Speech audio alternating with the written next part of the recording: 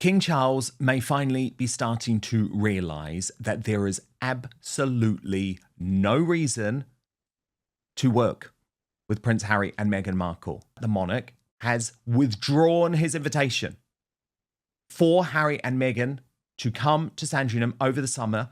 And the best news is that this is a response to what she describes as the Australia trauma tour. King Charles is reportedly beginning to reach a breaking point in his approach toward Prince Harry and Meghan Markle, with growing sentiment inside royal circles that there is simply no benefit left in maintaining any kind of warm relationship. Sources suggest the idea of ongoing reconciliation is rapidly losing credibility, with insiders describing the situation as increasingly untenable behind palace walls.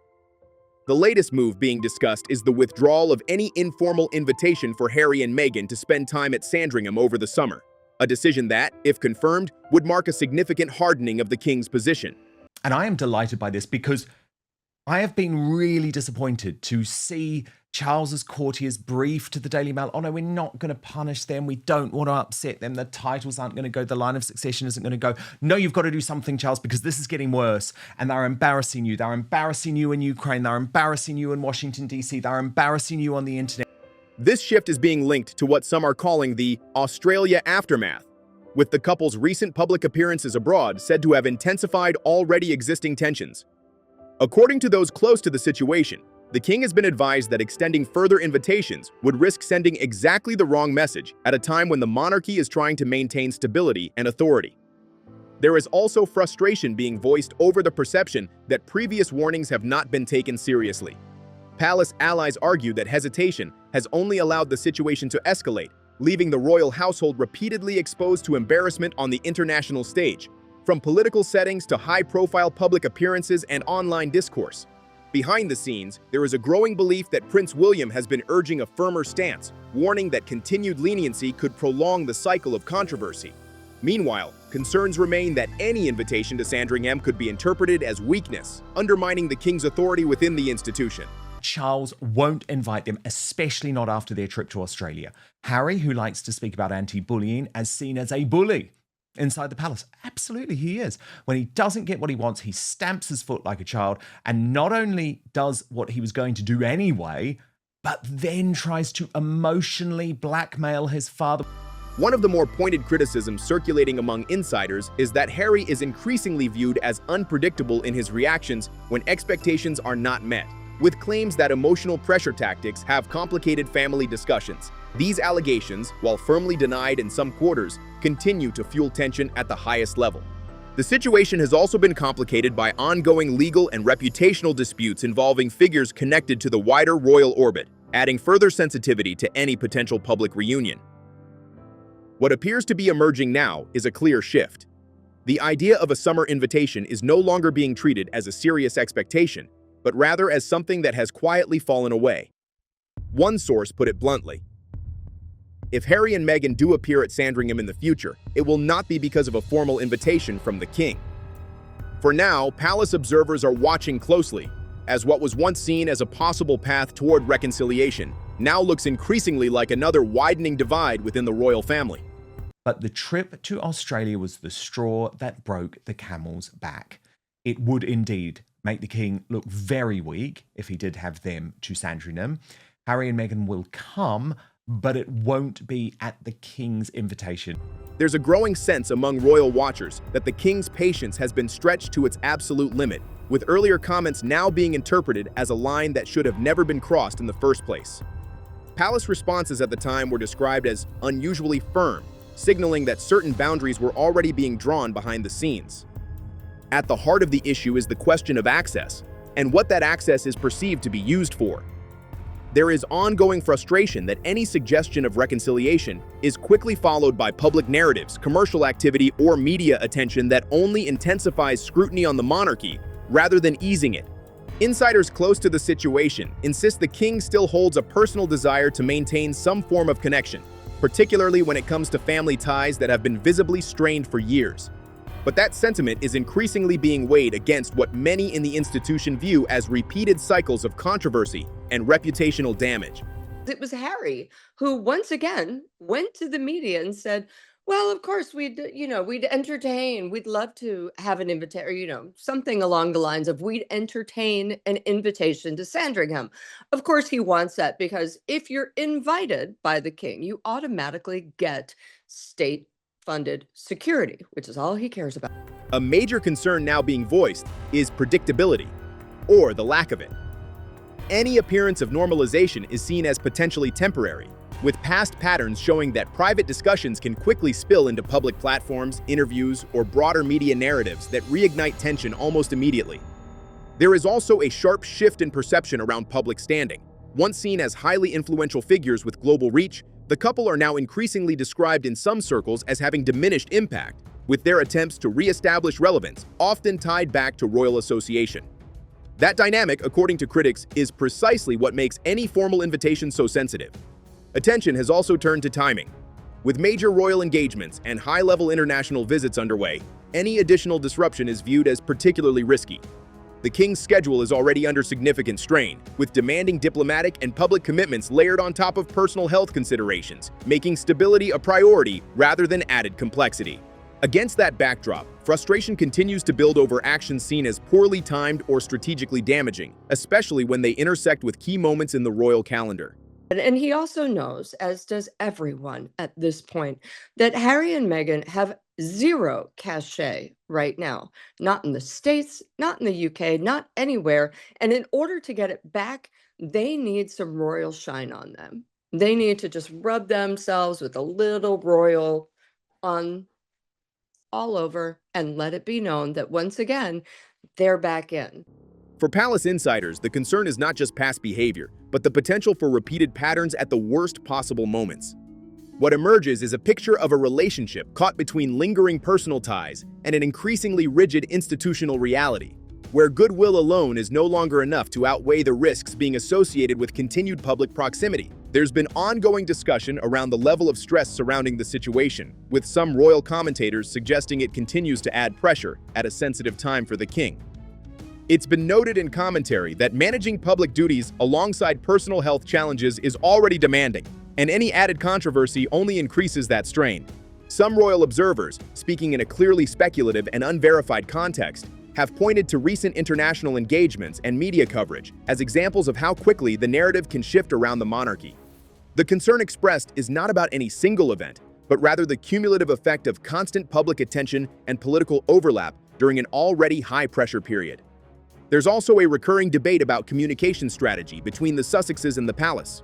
Some insiders claim that private channels are often overshadowed by public messaging or media interviews, although these claims remain contested and not officially confirmed. What's the one thing he didn't need? Stress caused by Harry and Meghan. The palace position, as previously stated in general terms, has consistently been that private matters should remain out of the public sphere. Commentators continue to highlight the tension between public relations and institutional discipline, where every statement, interview, or appearance is analyzed for wider impact. This ongoing cycle is often described as one of the key challenges in the modern royal media landscape. At the same time, there is increasing focus on staff culture claims that circulate in media commentary and online discussion. However, it's important to note that many of these accounts are unverified and based on anonymous or secondhand sources, and they remain part of broader public debate rather than established fact. What remains clear is that the situation continues to generate strong opinions on all sides, with royal watchers divided over interpretation, intent, and impact, while the institution itself maintains a more reserved public stance amid ongoing scrutiny. There's a recurring theme that keeps coming up in commentary around high-profile relationships. The idea that how someone treats people behind the scenes often reflects how they behave when the cameras are off. That is stress. And that, to me, is an illustration of someone who actually doesn't give a damn about his father. Do you see what I mean? 100%. But I also wonder if Harry would have gone to Ukraine if Australia had gone better. It's a sentiment that's been widely shared in pop culture discussions and social media, and it's being brought up again in relation to the ongoing royal narrative cycle. Some observers suggest that staff turnover and shifting roles behind the scenes point to a more unstable environment than what's presented publicly. However, these claims remain speculative and are largely based on commentary rather than confirmed evidence, and they continue to circulate within media debate rather than official reporting. At the same time, attention has turned back to the wider American media landscape, and how royal stories are packaged and sold. Over the years, several well-known editors and publications have been linked to high-profile coverage of Harry and Meghan, with shifting editorial approaches and changing audience reactions influencing how those stories were received. There has also been noticeable restructuring across parts of the magazine and entertainment press industry, with staff reductions and major changes in how celebrity news is produced and distributed. And the one thing that the king and the palace have always said to him is, stop talking to the press, because that's his way of doing it. Well, daddy won't pick up the phone, so I'll call fill in the blank, the Times, the press, the Telegraph, whatever. And it's the same thing he did when he asked for the invitation.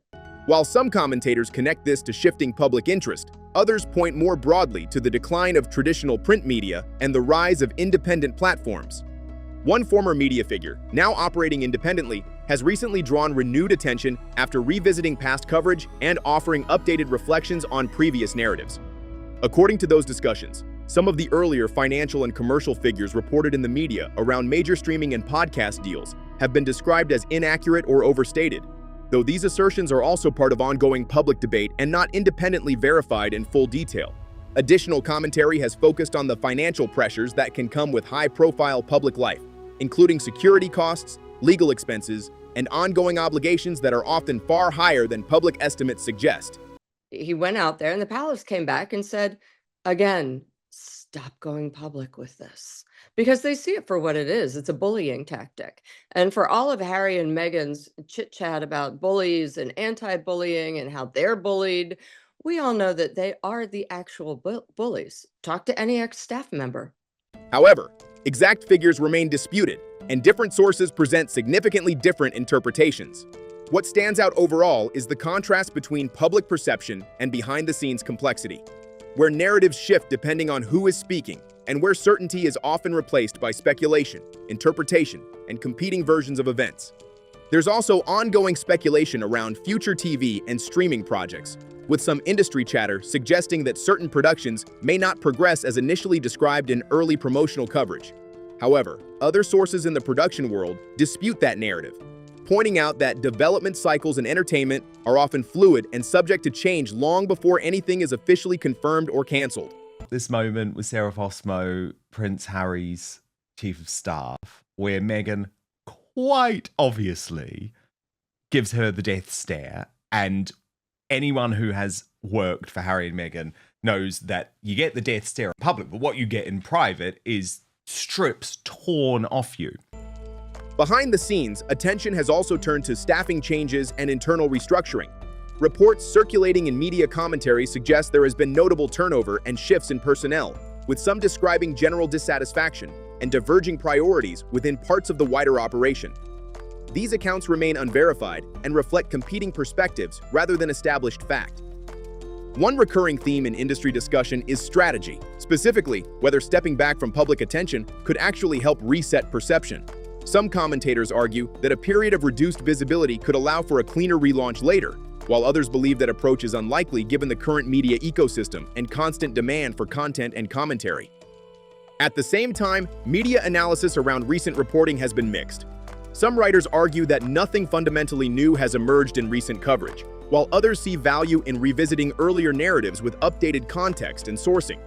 This tension between old story, new framing continues to define much of the ongoing debate.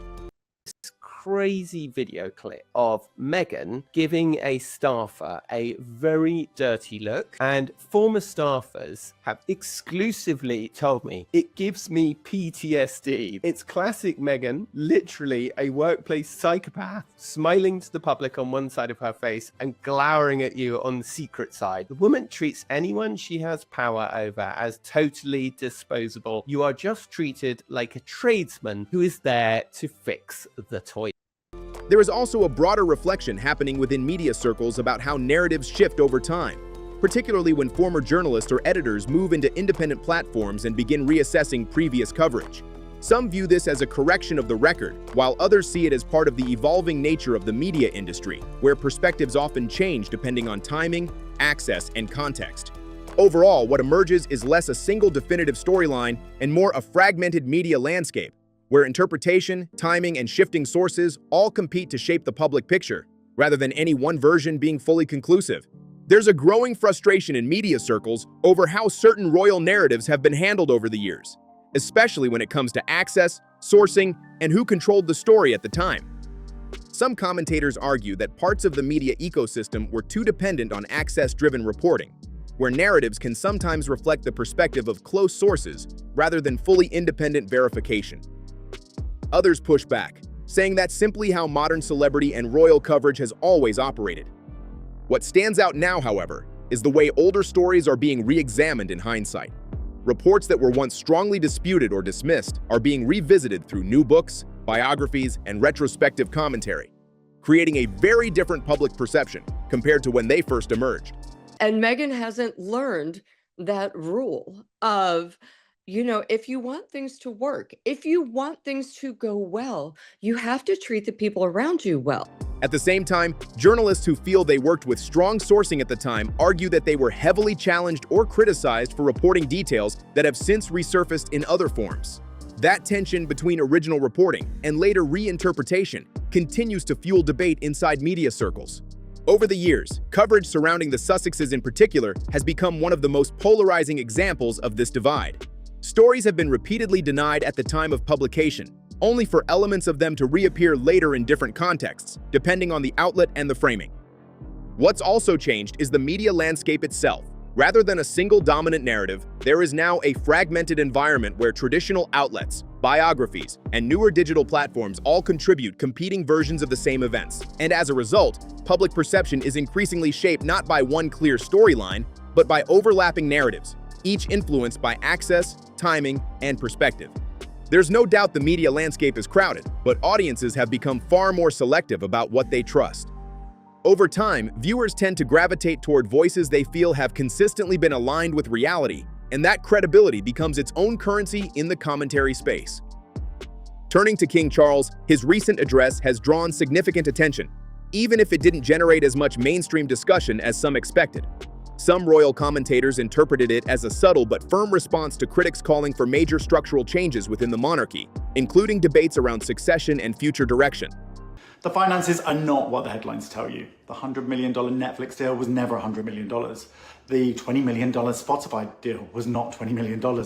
Sources say that the inheritance that Princess Diana gave Harry is mostly gone, and their outgoings are huge, with security bills, multiple mortgages, and legal fees estimated at $38 million.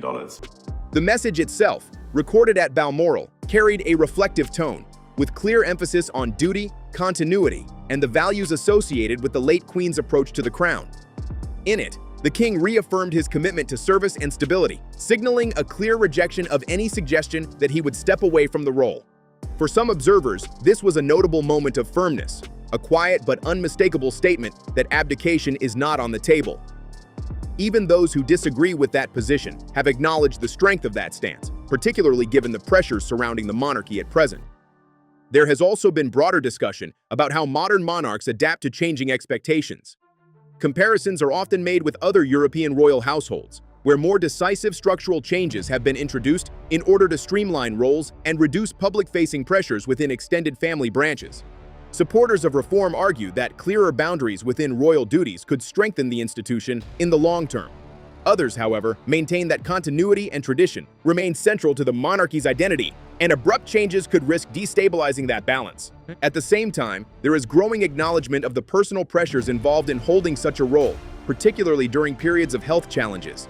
Commentary around the king has increasingly reflected a sense of empathy alongside scrutiny, recognizing the demands of maintaining an active public schedule under intense global attention. What remains clear is that this moment reflects a broader tension within the monarchy, between tradition and adaptation, duty and reform, continuity and change, with the king firmly signaling his intention to remain in role and continue his responsibilities despite the surrounding debate. And that's where things currently stand. But as always in the royal world, nothing stays quiet for long. If you enjoyed this breakdown, make sure you like the video, subscribe to Crown Clash, and turn on notifications so you don't miss the next update as this story continues to develop. Drop your thoughts in the comments. Do you think this is a firm reset from the palace, or just another chapter in an ongoing royal power struggle? Until next time, stay tuned.